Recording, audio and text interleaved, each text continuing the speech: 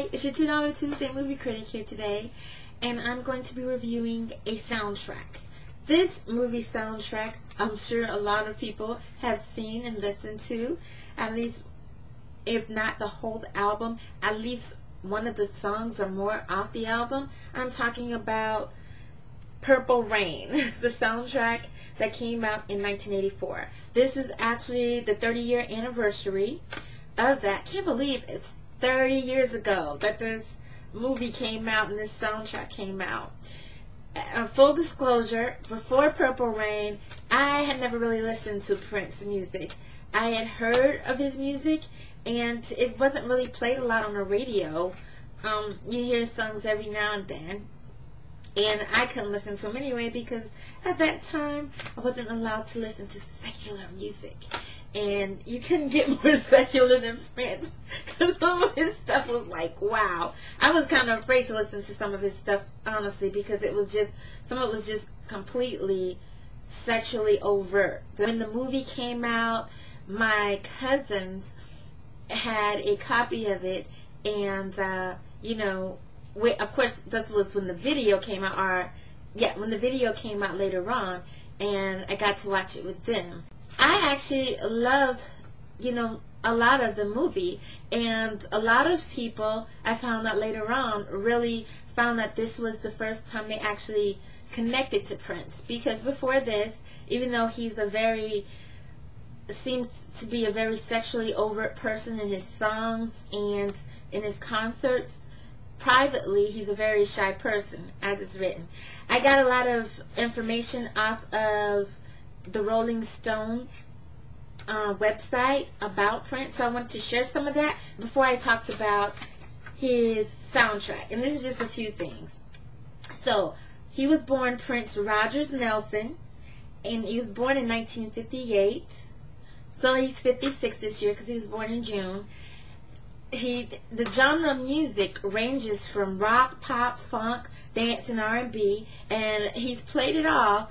And he is, like, when people say the term musical genius, it actually has context in regards to Prince, because he plays multiple musical instruments, and he does it very well.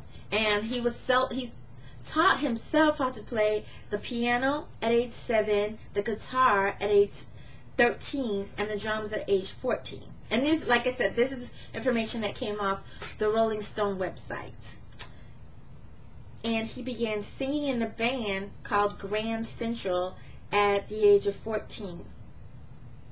And one of the other things I just want to mention, that he was inducted into the Rock and Roll Hall of Fame back in 2004. Now, the way that most of America, I would say, was introduced to Prince, even though he had hit singles before Purple Rain came out, he had most of them like in the 80s. He was pretty big in the 80s. 82, I think, was when a lot of his singles were out. Even though he had critical success with those singles, a lot of America was really introduced to Prince from this movie and the musical soundtrack that went along with it. And pretty much, well, not all of the songs, of course, but the songs that were played by him and his band. He was called The Kid in the movie, and his band are on here. So you got Let's Go Crazy, Take Me With You, The Beautiful Ones, Computer Blue, Darling Nikki, When Doves Cry, I Would Die For You, Baby I'm a Star, and of course Purple Rain.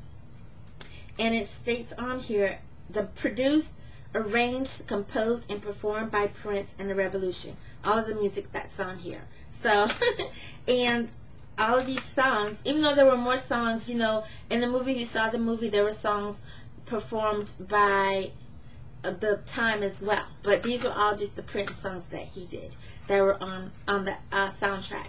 And it's a great soundtrack. It is not one of those soundtracks that I would let my kids listen to, because it's like a lot of, especially like Darling Nikki.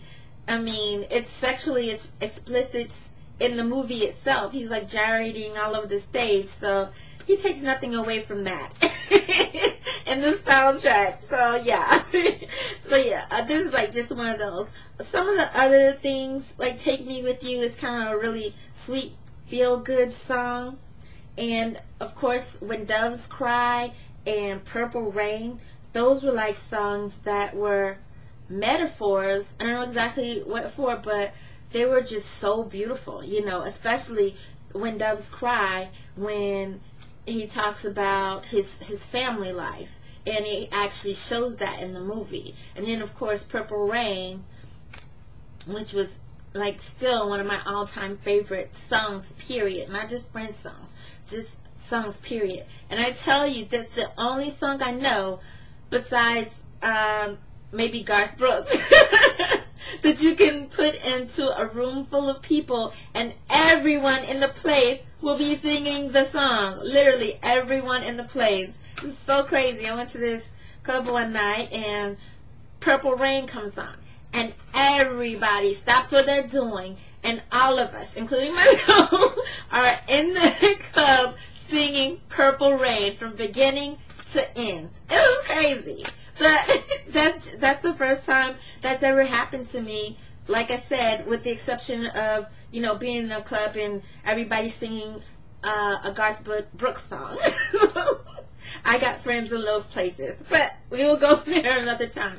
Anyway, this soundtrack, just so you know, this soundtrack was on Billboard for 24 weeks and sold over 13 million copies. So it was very, very popular, and it's still very popular to this day. You know, and it's in his signature color, purple. And after that, a lot of people, they would, you know, call him, among other things, his purple princeness and things like that, and recognize him with the color purple. I'm kind of wearing the color purple myself. So it's a great album. Like I said, I wouldn't let my kids listen to it, even though Darling Nikki is probably the most sexually explicit one on the album.